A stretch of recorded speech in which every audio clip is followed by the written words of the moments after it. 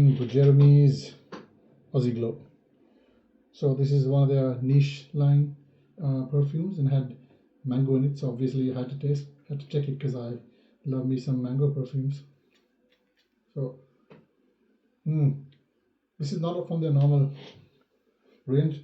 It's from a more exotic, more expensive range, obviously, as the price indicates. So right off the bat, I get notes of mango and something zesty. It's like it's grapefruit, I guess that's what's listed. And obviously tested this on skin before. It dries down to some jasmine and coconut as well in the middle and base notes. It's overall a nice, very tropical perfume. Not very much unlike Fugo, which is their excellent dupe of Kissa's Tango. But in this case they are very little bit more exotic by adding that creamy coconut in the middle, and that coconut it balances out the mango a little bit. Me, however, personally, I prefer the mango note being a little bit more prominent than this. So yeah, that's my thoughts on that. But it is a very nice smelling perfume and performance pretty decent as well. So at least 1 hour to 1.5 hours on skin, it's projecting, but it gets less and less to that period because obviously it's a freshie. And performance, I wouldn't take my word for it because performance on skin is subjective to different for every single person based on the environment, the heat, the body type, the skin, how dry it is, how and all sorts of factors. So don't take but the profile is classy. If you like that coconut note added on top of the mango note, that sort of reduces that a bit. On the other hand, I prefer something a little bit more unusual in that, because that coconut note is in various perfumes has been done a lot. I had somewhere here the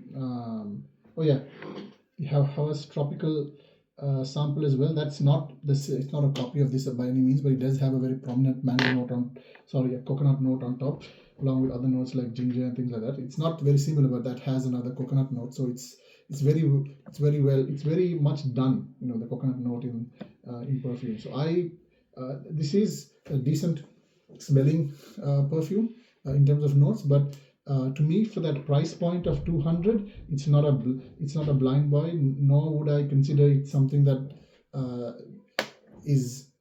has the same value proposition as some of their other offerings like this and their Imperial Oud, which is both of which and are excellent offerings. And I think the extracts are generally excellent offerings in general, depending on the scent profile. So yeah, the value proposition is not quite there for me, because there's two things I need from a perfume. If it's going to be called niche, right, and if it's upward of around about 175 to 200 or above. One, the scent profile has to be very unique, like it has to be very artistic, very unique, something that's not very common. I'll give you an example. Calabria, which is double the juice of that, 200 ml, and has an absolutely amazing, very unique scent profile that's not very common in perfumes. I reviewed this before. It's sweet, but has a very piney sort of taste. And when I layer this with other oud-based perfumes that are very heavy on oud and in some cases rose, like this, it gives an amazing fragrance effect. You guys should try that.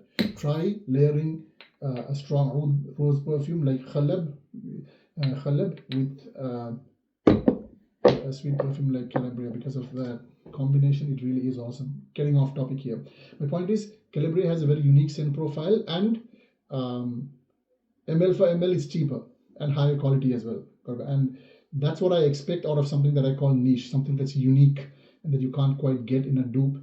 To be fair, even unique raw materials can be very easily duped these days unless it's oud, and that's the reality of it. Like if this isn't evidence of that, I don't know what is. This is oud, Creed Oud Zarian's dupe Imperial Oud. It's 1 for 1 because I tested it in store. My point is that for niche, it either has to have very unique scent profile, or for me, it has to have something that cannot be duped at all, which is a authentic raw material that cannot be duped, like oud in the base, not in the top note, only in the base, because I want to dry down to that, because that suggests quality and longevity. That's not easy to do. A lot of perfumers will have their oud and most prominent notes, favorable notes in the top notes, because that's what people smell in the store, and they'll invest very little in their base notes. Because anyway, again, getting off topic. So yeah, so anyway, long story short, it's a decent performer, and the scent profile is all right, but I don't think it's quite at the value.